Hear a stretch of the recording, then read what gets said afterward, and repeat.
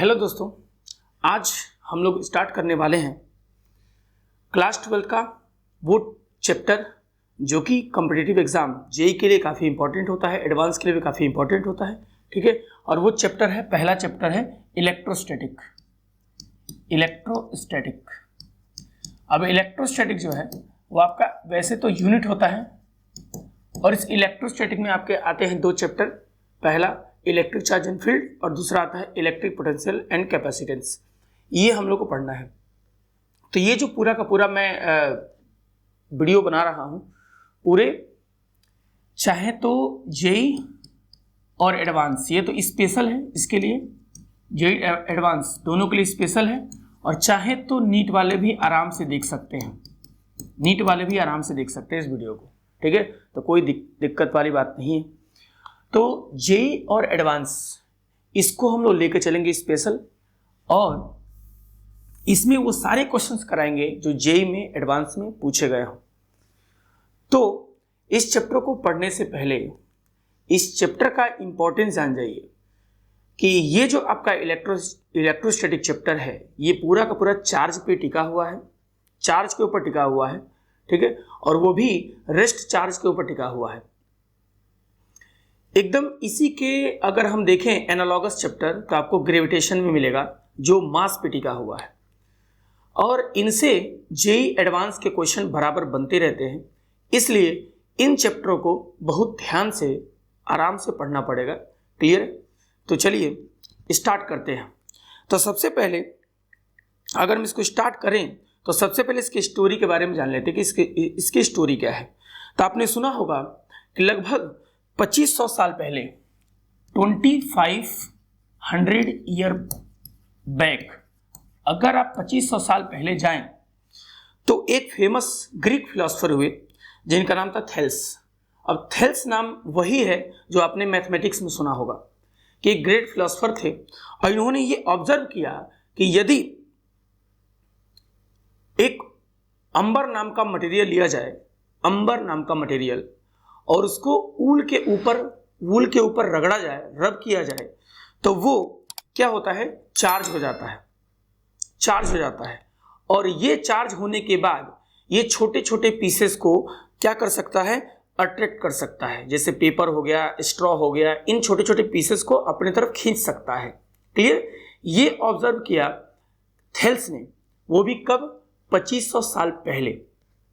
लेकिन ये जो आपका ऑब्जर्वेशन है ये ज़्यादा दिनों तक नहीं चल पाया, और ये ऑब्जर्वेशन को उतना इंपॉर्टेंस नहीं दिया गया। लगभग 2000 साल तक इस ऑब्जर्वेशन को उतना इंपॉर्टेंस नहीं दिया गया। तो कहा जाता है ना कि कोई भी ऑब्जर्वेशन, कोई भी डिस्कवरी है वो मरती नहीं है, वो एक बॉडी से दूसरे बॉडी ट्रांसफर होती जाती है, नॉलेज ट्रांसफर होता जाता है, एनर्जी के जैसा ही होता है, चार्ज के जैसा ही होता है, बराबर ट्रांसफर होता है, कभी भी डिस्ट्रॉय नहीं होता है। अगर एक बार क्रिएट हो गया तो वो डिस्ट्रॉय नहीं होने वाला है। क्रिएट भी अगर आप देखें तो एनर्जी क्रिएट नहीं हो सकता, वैसे नॉलेज भी क्रिएट नहीं होता, पहले से मौजूद होता है, बस हम उसको ऑब्जर्व करते हैं, देखते हैं तो वो हमारे सामने दिखाई देता है उस रूप में। जैसे कि आसमान से बिजली का गिरना, ये पहले से था, पहले से गिर रहा था, लेकिन हमने ऑब्जर्व किया, उसके ऊपर लॉ बना दिया। तो ये जो चीज़ें हैं जो ऑब्जर्व हम लोग करते हैं वो कभी भी डिस्ट्रॉय नहीं होती है, वो एक बॉडी से दूसरे बॉडी में नॉलेज के रूप में ट्रांसफर होती चली जाती है। तो इसी तरीके से 2000 सालों तक इनके ऑब्जर्वेशन के ऊपर कोई ध्यान नहीं दिया गया, लेकिन बीच में एक ऐसा वक्त आता है, और वो वक्त है लगभग 1600 साल पहले, और वहाँ पे एक डिस्कवरी होती है, और वो डिस्कवरी करने वाले एक साइंटिस्ट हैं जिनका नाम है गिलबर्ट। ये गिलबर्ट ने कहा कि जिस तरीके से अंबर और वुल को आपस में रगड़ा जाए तो एक दूसरे को चार्ज करते हैं, वैसे ही और भी बहुत सारे पेयर ऑफ मटेरियल हैं जिनको अगर आपस में रगड़ा जाए तो वो एक दूसरे को क्या कर सकते हैं, चार्ज कर सकते हैं। और इसके बारे में आपने स्टोरी सुना भी होगा। तब यहां से जो थेल्स की प्रॉपर्टी थी उसको कंसीडर किया गया और उसको आगे बढ़ाया गया। तो इस तरीके से इलेक्ट्रोस्टैटिक का जर्नी स्टार्ट होता है, और इसी जर्नी को हम लोग भी आगे बढ़ाते हैं और आपके सामने रखते हैं कि आखिर इलेक्ट्रोस्टैटिक क्या होता है। चलिए तो स्टार्ट करते हैं। तो अगर हम इलेक्ट्रोस्टैटिक पे ध्यान दें, ठीक है, तो ये मिल के बना हुआ है दो वर्ड से, एक आपका इलेक्ट्रो और दूसरा स्टैटिक से मिलके बना हुआ है। तो इस वर्ड को अगर आपने ध्यान से देखा तो इलेक्ट्रो का मतलब हमारा मतलब है चार्ज से है और स्टैटिक का मतलब हमारा रेस्ट से है। इसका मतलब कि जो इलेक्ट्रोस्टैटिक है वो पूरा का पूरा डील करता है किससे? उस चार्ज से जो कि चार्ज किस में होगी? रेस्ट में होगी। तो हम कह सकते हैं कि electrostatic is the branch of physics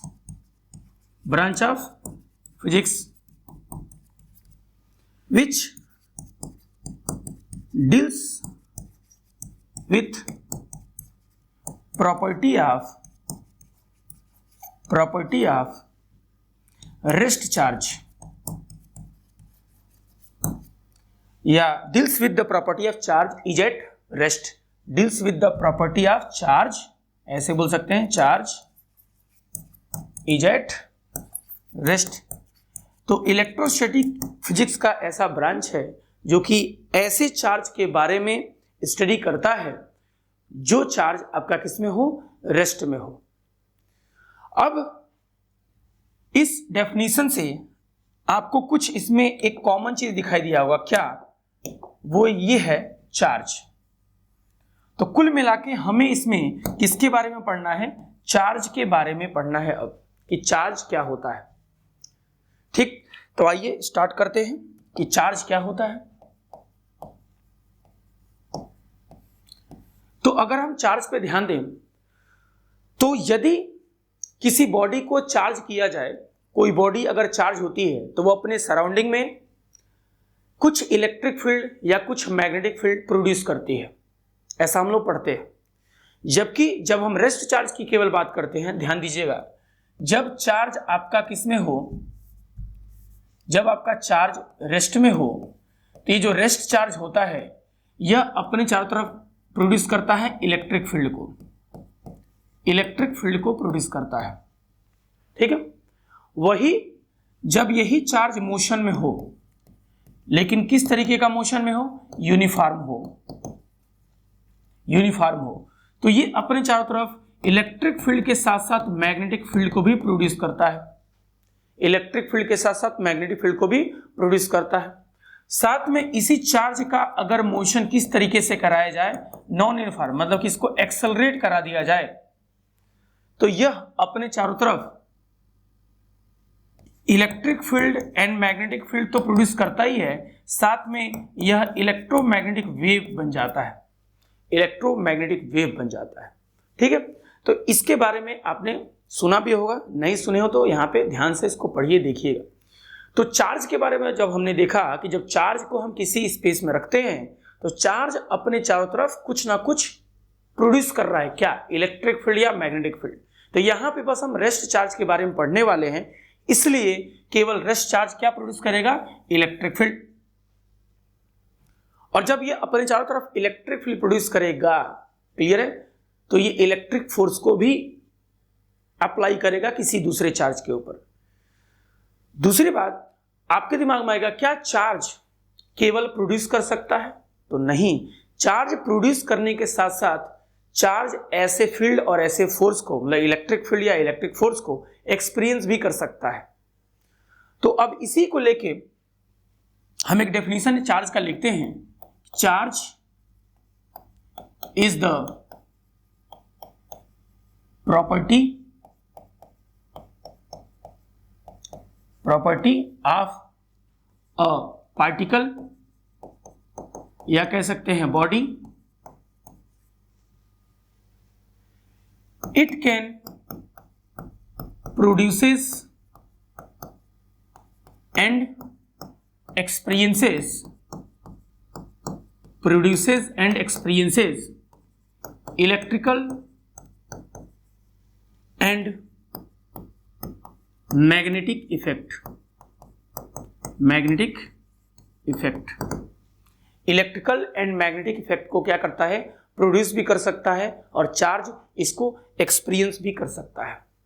तो इस तरीके से आपने चार्ज का डेफिनेशन देखा। अब चार्ज को हम लोग जो डिनोट करते हैं वो या तो कैपिटल क्यू से भी कर सकते हो या तो स्मॉल क्यू से भी कर सकते हो, कोई भी लेटर यूज कर सकते हो। साथ में इसके यूनिट की बात करें, चार्ज के यूनिट की बात करें तो जो चार्ज का यूनिट होता है वो होता है कूलम। अब कूलम जो है एक साइंटिस्ट का नाम है, उसी के नाम पे उसके ऑनर में उसके नाम पे यूनिट रख दिया गया और इसको डिनोट करते हैं सी से, कैपिटल सी से डिनोट करते हैं। तो चार्ज का यूनिट होता है सी, कैपिटल सी, जिसको कहते हैं कूलम। अगर इसका सीजीएस यूनिट की बात करें, सीजीएस यूनिट की बात करें तो सीजीएस यूनिट इसका होता है ईएसयू, इलेक्ट्रोस्टैटिक यूनिट। ईएसयू को बोलते हैं इलेक्ट्रोस्टैटिक यूनिट। और 1 कूलम में कितना ईएसयू होता है, तो 3 × 10⁹ ईएसयू होता है।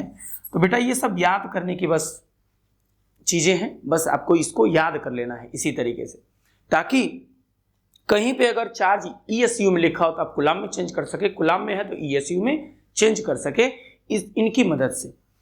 अब आते हैं, ध्यान देते हैं आगे कि चार्ज के टाइप्स कितने होते हैं। चार्ज के टाइप्स कितने होते हैं, टाइप्स ऑफ चार्ज। ठीक है, अगर हम टाइप्स ऑफ चार्ज की बात करें तो हम चार्ज के 2 टाइप्स बताते हैं।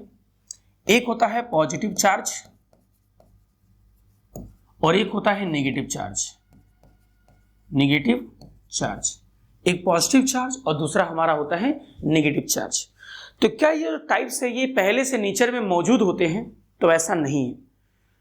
हर एक बॉडी, हर एक एटम खुद में होता है न्यूट्रल, खुद में होता है अनचार्ज्ड। लेकिन जब किसी बॉडी से या किसी एटम से इलेक्ट्रॉन लेते या देते हैं तब जाके ये पॉजिटिव और नेगेटिव चार्ज आता है, न कि ये नेचर में पहले से मौजूद है। पक्की बात है। तो किसी एटम या किसी बॉडी से इलेक्ट्रॉन को लेने या देने पे ये चार्ज डेवलप होता है, पॉजिटिव चार्ज और नेगेटिव चार्ज। तो हम जाके बोल रहे हैं कि चार्ज के 2 टाइप्स है, पॉजिटिव चार्ज और नेगेटिव चार्ज। तो आइए पॉजिटिव चार्ज को समझते हैं। तो पॉजिटिव चार्ज को अगर सिंपल से हम समझे तो केमिस्ट्री इसका सबसे बढ़िया एग्जांपल आपको दे सकता है। क्या, अगर हम एग्जांपल में देखें, जैसे हमने ले लिया, मान लो मैग्नीशियम ले लिया हमने, मैग्नीशियम, और मैग्नीशियम का एटॉमिक नंबर होता है 282। तो इसमें जो 2 इलेक्ट्रॉन है वो एक्सेस में है, 2 इलेक्ट्रॉन जो है वो आपका क्या है, आउटर सेल में है, इसलिए इन 2 इलेक्ट्रॉन्स को हम बाहर निकालते हैं, इन 2 इलेक्ट्रॉन्स को बाहर निकालते हैं। अभी मैं आपको ये भी बताऊंगा कि इलेक्ट्रॉन को निकालने का मेथड क्या है, कितने टाइप्स, कितने तरीके से इलेक्ट्रॉन को निकाल सकते हैं, जिसको हम लोग कहते हैं charging method, method of charging. ठीक है, तो कितने तरीके से चार्ज कर सकते हैं उसमें हम डिस्कस कर देंगे कि किस तरीके से इलेक्ट्रॉन को हम बाहर निकालते हैं। तो देखिए, तो जो मैग्नीशियम है उसमें से हमने 2 इलेक्ट्रॉन निकाला, तो अभी इसके पास कितने इलेक्ट्रॉन थे, 12, लेकिन अभी कितने हो गए, 10 इलेक्ट्रॉन हो गए। तो यहां पे इलेक्ट्रॉन में कमी आई, तो यहां पे बोलेंगे deficiency of electron, deficiency of electron. जो इलेक्ट्रॉन में कमी आती है, जब इलेक्ट्रॉन में कमी आती है, क्लियर है, तो किसी भी बॉडी पे क्या आता है, पॉजिटिव चार्ज आता है। अगर 1 इलेक्ट्रॉन की कमी हुई है तो 1 पॉजिटिव चार्ज, अगर 2 इलेक्ट्रॉन की कमी हुई है तो 2 पॉजिटिव चार्ज। तो यहाँ पे 2 इलेक्ट्रॉन की कमी हुई है तो यहाँ पे +2 लिख सकते हैं। तो इस तरीके से Mg पे +2 होता है, क्लियर। तो ये आपने केमिस्ट्री में देखा होगा। तो जब किसी एटम या किसी बॉडी से उसके अंदर से इलेक्ट्रॉन हम बाहर निकाल देते हैं तो उसके अंदर इलेक्ट्रॉन्स की कमी आ जाती है, जिससे उसके ऊपर आता है पॉजिटिव चार्ज। वहीं पे अगर हम दूसरा साइड देखें तो हम ले लेते हैं, यहाँ पे मान लो क्लोरीन ले लेते हैं। अब क्लोरीन पे क्या होता है, एटॉमिक नंबर 17 होता है और कॉन्फ़िगरेशन होता है 287। अब क्या होगा कि इस क्लोरीन के पास है 17 इलेक्ट्रॉन। ऑक्टेट के लिए आप क्या करते हो, 1 इलेक्ट्रॉन दे देते हो, किसको, क्लोरीन को। तो क्लोरीन पे आ गया 1 नेगेटिव चार्ज। तो कुल पहले इलेक्ट्रॉन कितने थे इसके पास, 17 इलेक्ट्रॉन्स थे। There are 17 electrons are present in the chlorine. But after gaining 1 electron, chlorine have total 18 electrons. It means that chlorine के पास 1 इलेक्ट्रॉन का एक्सेस हो गया। तो हम बोल सकते हैं कि नेगेटिव चार्ज क्या है, तो it is an excess of electron. Excess of electron, 1 electron excess हो गया। तो जब किसी बॉडी पे इलेक्ट्रॉन एक्सेस में हो जाते हैं, ज्यादा हो जाते हैं, क्लियर है, तो वहां पे आता है नेगेटिव चार्ज। अगर 1 इलेक्ट्रॉन एक्सेस हुआ तो 1 नेगेटिव चार्ज, अगर 2 इलेक्ट्रॉन एक्सेस हुआ तो 2 नेगेटिव चार्ज। ठीक है, तो इस तरीके से हम पॉजिटिव और नेगेटिव चार्ज को हम डिफाइन भी कर सकते हैं और ये समझ भी सकते हैं कि किस तरीके से कोई बॉडी के ऊपर पॉजिटिव चार्ज एक्वायर होता है और किस तरीके से किसी बॉडी पे नेगेटिव चार्ज एक्वायर होता है। चलिए अब इसी को आगे बढ़ाते हुए, ठीक है, हम कुछ इसका कैरेक्टरिस्टिक देखते हैं कि चार्ज का कैरेक्टरिस्टिक क्या है। ठीक है, कुछ कैरेक्टर इसका देखते हैं कि चार्ज का कैरेक्टर क्या है। तो भाई साहब, जब किसी भी चार्ज को हम स्पेस में रखते हैं, जब किसी भी चार्ज को हम स्पेस में रखते हैं तो ये चार्ज अपने चारों तरफ एक फील्ड बनाता है। इसी फील्ड को हम कहते हैं इलेक्ट्रिक फील्ड। इलेक्ट्रिक फील्ड कहते हैं। और ये पॉजिटिव चार्ज की वजह से ये जो फील्ड बनता है वो बनता है रेडियली आउटवर्ड। अब ये रेडियली आउटवर्ड कैसे बनता है इसकी भी चर्चा हम इलेक्ट्रिक फील्ड में कर देंगे। बस अभी के लिए बस समझ लें आप कि रेडियली आउटवर्ड बनता है। तो पॉजिटिव चार्ज अपने चारों तरफ का जो फील्ड बनाता है वो कैसा बनाता है, रेडियली आउटवर्ड। क्लियर है। इससे ये पता चलता है कि इसके पास यदि हम कोई दूसरा पॉजिटिव चार्ज लेके आए तो दूसरा पॉजिटिव चार्ज भी अपने चारों तरफ कैसा फील्ड बनाएगा, रेडियली आउटवर्ड बनाएगा। जिसके वजह से क्या होता है, इसका भी फील्ड आउटवर्ड, इसका भी फील्ड आउटवर्ड, तो दोनों एक दूसरे को रिपेल करने लगते हैं। दोनों एक दूसरे को रिपेल करने लगते हैं। जैसे कि हमारे सामने मान लो कोई ये आपका ए है और ये कोई बी है, ये 2 पर्सन है, ये इनको धक्का मार रहा है, ये इनको धक्का मार रहा है। क्लियर है, क्योंकि दोनों का नेचर क्या है, धक्का मारना, बाहर की तरफ धक्का मारना। ठीक है, अगर कोई पर्सन ए है और कोई पर्सन बी है और दोनों के अंदर नेचर क्या है, एक जैसा है, बाहर की तरफ धक्का मारना, कोई भी आए बाहर की तरफ धक्का मार दो। क्लियर है। तो भाई साहब, ए बी को धक्का मार देगा और बी ए को धक्का मारेगा तो दोनों के बीच में आ जाएगा रिपल्सन। दोनों के बीच में आ जाएगा रिपल्सन। इसका मतलब 2 पॉजिटिव चार्ज को अगर पास में लेके आते हैं तो दोनों एक दूसरे को रिपेल करते हैं। वहीं पे अगर ए का नेचर धक्का मारना हो और बी का नेचर किसी को अपनी तरफ खींचना हो, अगर ए का नेचर धक्का मारना हो और बी का नेचर क्या हो, किसी को अपनी तरफ खींचना हो, तो ये दोनों एक दूसरे को क्या कर लेते हैं, अट्रैक्ट कर लेते हैं। तो इसमें अट्रैक्शन आ जाता है। क्लियर। तो आप देखिए ये लाइन भी आउटवर्ड है, ये लाइन भी आउटवर्ड है, ये दोनों जब जाएंगे तो दोनों एक दूसरे से क्या होंगे, रिपेल, दूर हो जाएंगे, दूर हो जाएंगे। ठीक है। वहीं पे अगर ये नेगेटिव चार्ज होता तो नेगेटिव चार्ज का जो फील्ड बनता है, ध्यान दीजिएगा, नेगेटिव चार्ज का जो फील्ड बनता है वो अंदर की तरफ बनता है, अंदर की तरफ बनता है। अब अंदर की तरफ बन रहा है तो ऐसा लग रहा है कि कोई लाइन बाहर से आ रही है अंदर की तरफ, कोई लाइन बाहर से आ रही है अंदर की तरफ। तो देखिए अगर ये पॉजिटिव चार्ज है तो पॉजिटिव चार्ज का लाइन कहां जा रहा है, बाहर की तरफ, और नेगेटिव चार्ज का लाइन कहां आ रहा है, अंदर की तरफ। तो ऐसा लग रहा है पॉजिटिव नेगेटिव के तरफ जा रहा है। क्लियर है। तो दोनों के बीच में आपको क्या दिखता है, अट्रैक्शन साफ साफ दिखता है। तो इस तरीके से इसकी ये कैरेक्टर थी कि अगर 2 लाइक चार्जेज होते हैं तो दोनों एक दूसरे को रिपेल करते हैं। तो हम यहां लिखते हैं इस बात को कि like charges repel to each other and unlike charges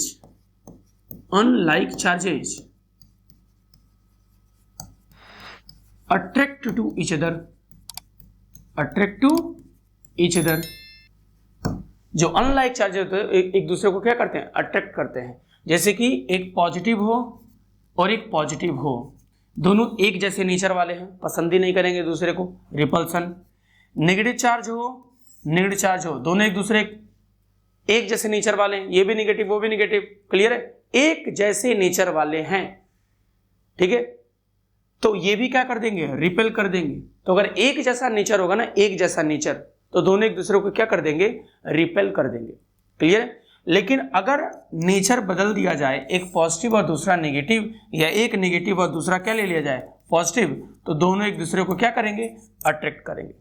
तो सेम नेचर वाले एक दूसरे को पसंद ही नहीं करेंगे तो रिपल्सन होगा, अपोजिट नेचर वाले एक दूसरे को पसंद करेंगे तो आपका अट्रैक्शन हो जाएगा, ठीक है। चलिए आगे बढ़ते हैं। अब आगे आते हैं प्रॉपर्टी ऑफ चार्ज पे, प्रॉपर्टीज ऑफ चार्ज।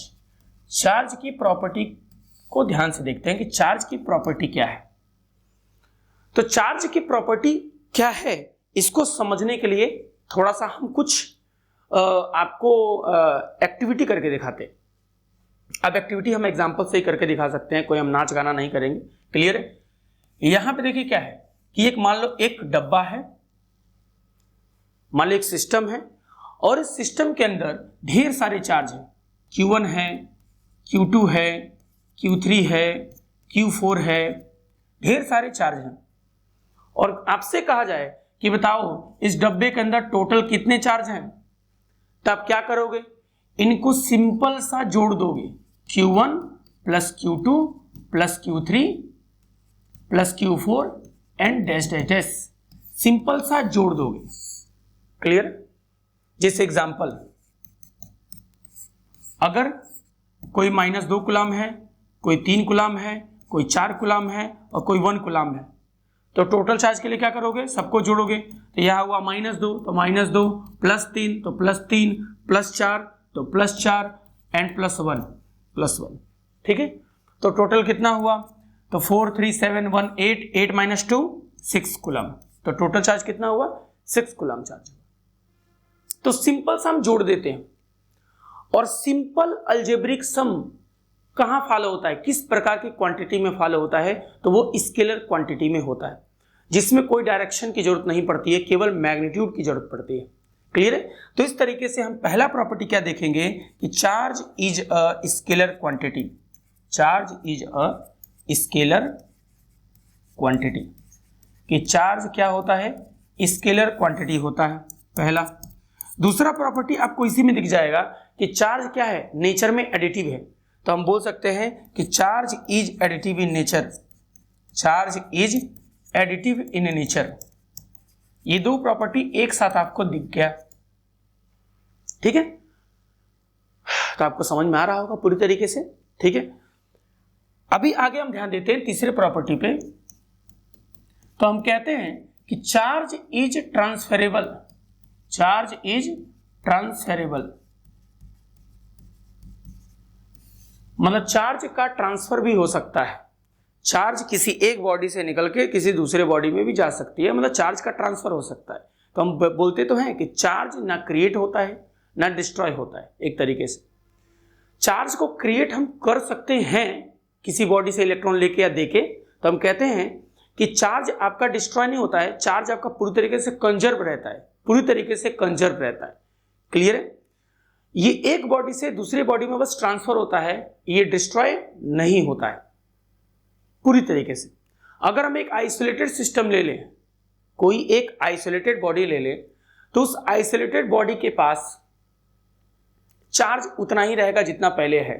लेकिन अगर हम कोई आइसोलेटेड सिस्टम ले लें, तो इस आइसोलेटेड सिस्टम में कोई ए बॉडी है और कोई बी बॉडी है, तो ए अपने अंदर से चार्ज बी को दे सकता है, बी अपने अंदर से चार्ज ए को दे सकता है, क्लियर है। इसको हम लोग कहते हैं कि चार्ज क्या है, ट्रांसफरेबल है, चार्ज का ट्रांसफर हो सकता है एक बॉडी से दूसरी बॉडी में। और चार्ज का ट्रांसफर आपको दिख जाएगा कैसे, जब चार्जिंग में कंडक्शन आप पढ़ेंगे तो वहां पे चार्ज का ट्रांसफर आपको दिख जाएगा।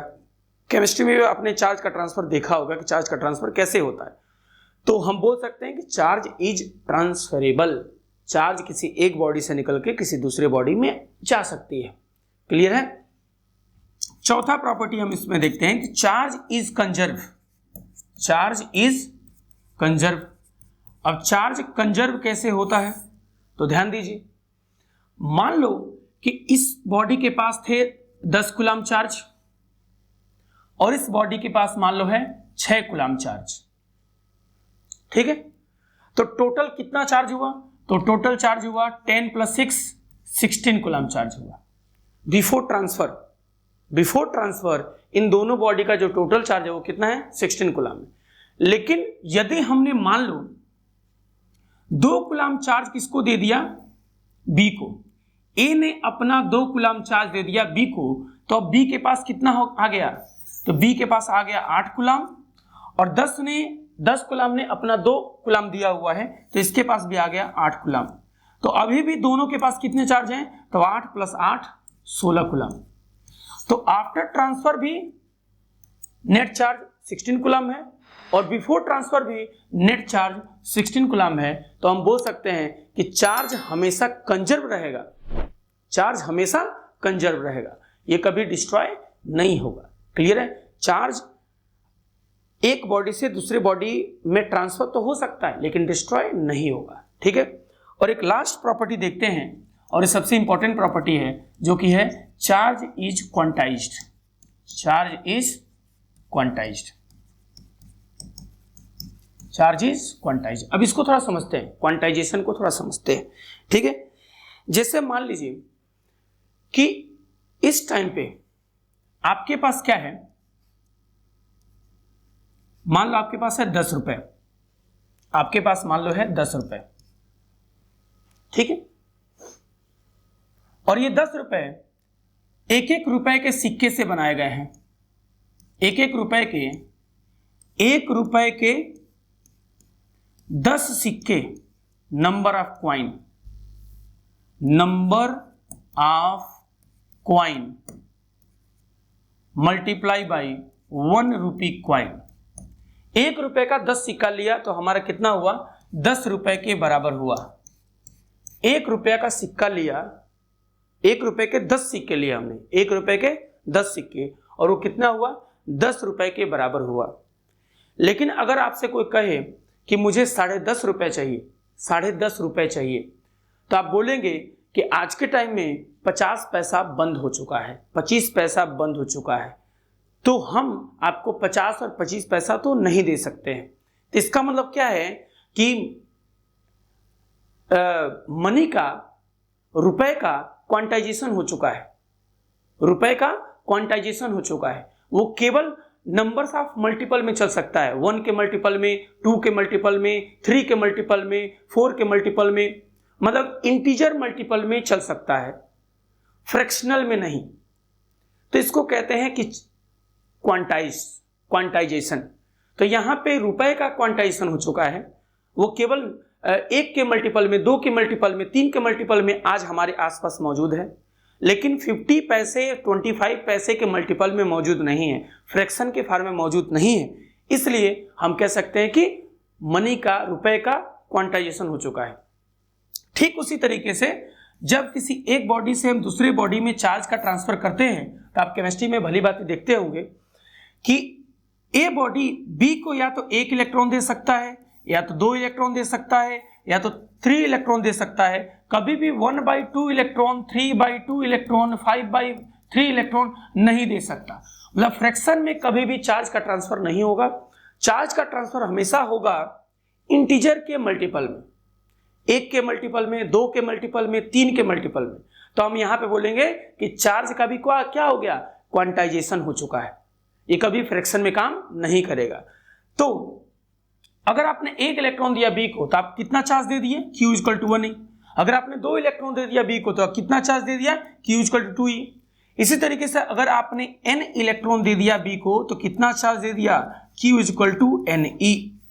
Q = Ne, और यही हमारा क्वांटाइजेशन का फार्मूला होता है, ठीक है। तो Q = Ne ही क्वांटाइजेशन का फार्मूला है, क्वांटाइजेशन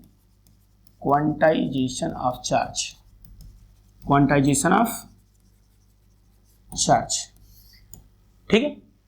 जहां पे जो n है वो हमारा है इंटीजर, जो E है वो है चार्ज ऑफ इलेक्ट्रॉन, जो कि होता है 1.6 इंटू 10 का पावर माइनस 19 कूलम के बराबर। तो इस तरीके से आपने क्या देखा कि जो Q है हमारा चार्ज है, N क्या है इंटीजर है, और E क्या है चार्ज ऑफ इलेक्ट्रॉन है, जो कि जिसकी वैल्यू होती है 1.6 इंटू 10 के पावर माइनस 19 कूलम। ये है क्वांटाइजेशन का formula Q equal to Ne।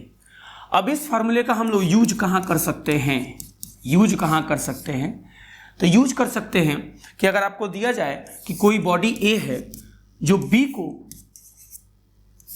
10 electron दे दिया, 10 इलेक्ट्रॉन दिया, ठीक है, जो A है वो B को कितना इलेक्ट्रॉन दिया 10, तो ये 10 इलेक्ट्रॉन क्या हो गया, नंबर ऑफ इलेक्ट्रॉन हो गया, N की वैल्यू 10 हो गई। तो कहा जाए कि कितना चार्ज दे दिया, तो क्या करोगे Q is equal to Ne, N की वैल्यू हो गया 10, तो N क्या हो गया, नंबर ऑफ इलेक्ट्रॉन, कितना नंबर ऑफ इलेक्ट्रॉन ट्रांसफर हुआ, तो N की वैल्यू 10, E की वैल्यू 1.6 इंटू 10 का पावर माइनस 19 को लाभ आप जानते ही हो, तो ये हो गया Q, और इसका मल्टीप्लाई करेंगे तो क्या आएगा 1.6 इंटू 10 का पावर माइनस 19 प्लस 1 कितना आएगा माइनस 18 कूलम। ये हो गया चार्ज Q की वैल्यू हो गई। तो इस तरीके से क्वांटाइजेशन के हम क्वेश्चंस आराम से लगा सकते हैं। दूसरी बात, क्वांटाइजेशन में ही Q इक्वल टू Ne पे ध्यान दें, क्वांटाइजेशन में ही और भी बहुत तरह के क्वेश्चंस बनते हैं, तो क्वेश्चंस हम कराएंगे आपको अलग से पूरा एडवांस जेई मेंस का, ठीक है। तो अभी ध्यान दीजिए, अगर Q इक्वल टू Ne पे एक दूसरा क्वेश्चन बनता है कि which type of charge possible, किस टाइप के चार्ज क्या हो सकते हैं, पॉसिबल हो सकते हैं यहां के लिए, क्वांटाइजेशन के लिए, क्लियर है। तो हम इसमें रूल क्या बताते हैं कि अगर n की वैल्यू इंटीजर है, अगर n की वैल्यू इंटीजर मल्टीपल में है, इंटीजर है, तो इसके लिए चार्ज की वैल्यू पॉसिबल होगी, मतलब ये चार्ज पॉसिबल होगा। वही अगर n की वैल्यू फ्रैक्शन में है या डेसिमल में है, फ्रैक्शन में है या डेसिमल में है, तो इसके लिए चार्ज की वैल्यू इम्पॉसिबल होगी, इम्पॉसिबल होगी। तो हम चेक भी कर सकते हैं कि कौन सा चार्ज पॉसिबल है, कौन सा चार्ज पॉसिबल नहीं है। जैसे कि अगर हमने आपको दे दिया 1.6 इंटू 10 का पावर माइनस 18 कूलम, 18 कूलम, और आपको हमने चार्ज दे दिया ये Q इक्वल टू इतना, और कहा जाए बताइए ये चार्ज पॉसिबल है कि नहीं क्वांटाइजेशन के लिए, तब क्या करोगे, इसमें n की वैल्यू निकालोगे। अगर n की वैल्यू इंटीजर में आया तो पॉसिबल है, n की वैल्यू फ्रैक्शन में है तो पॉसिबल नहीं है। तो कैसे निकालेंगे, तो Q equal to Ne, n equal to क्या हो जाएगा, Q अपान E हो जाएगा। देन Q की वैल्यू क्या होगी 1.6 इंटू 10 का पावर माइनस 18 कूलम, जो कि दिया हुआ है Q का वैल्यू, और अपान इलेक्ट्रॉन की वैल्यू आपको पता है 1.6 इंटू 10 का पावर माइनस 19 कूलम होता है। अब 1.6 से 1.6 कैंसिल हो जाएगा, अब माइनस 18 ऊपर है और ये माइनस 19 ऊपर जाएगा तो प्लस 19 हो जाएगा, तो प्लस 19 माइनस 18 क्या होगा प्लस 1, तो आया आपका 10, n की वैल्यू आया आपका 10, मतलब n की वैल्यू किस में आया, इंटीजर में आया, इसलिए ये चार्ज आपका पॉसिबल है। तो इस तरीके से आप निकाल सकते हैं, अगर n की वैल्यू आपका क्या है, इंटीजर में आया तो पॉसिबल है, फ्रैक्शन में आया तो इम्पॉसिबल है। तो इस टाइप के क्वेश्चंस आते हैं। बाकी क्वांटाइजेशन के ऊपर और भी बहुत सारे क्वेश्चंस हैं, ठीक है, जो कि ऐसा क्वेश्चन दिया जाता है कि अगर किसी कप में 100 ग्राम ऑफ वाटर है, 100 ग्राम ऑफ वाटर है, तो इसमें नंबर ऑफ पॉजिटिव चार्ज बताइए, मतलब पॉजिटिव चार्ज कितना होगा और नेगेटिव चार्ज कितना होगा, amount of positive charge and amount of negative charge आपको बताना है, क्लियर है। तो इस टाइप के क्वेश्चन अगले क्लास में आपको मैं कराऊंगा। तो अब तब तक के लिए thank you so much, take care, bye bye.